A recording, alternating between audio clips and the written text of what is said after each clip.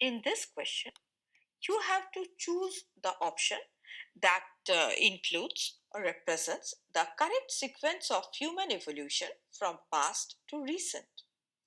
Now, the correct evolutionary progression for humans is Homo habilis. That is the first of the genus Homo, appearing about 2.1 to 1.5 million years ago.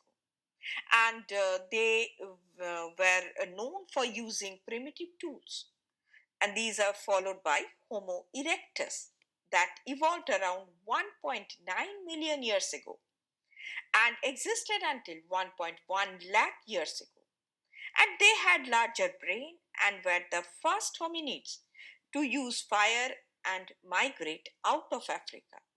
And they are followed by Homo neanderthalensis. They approximately lived from 4 lakh to 40,000 years ago, and they were adapted to cold climates, and they are also known for using advanced tools, as well as they had a good culture. And they are followed by Homo sapiens, that is the modern mans, who appeared around 3 lakh years ago.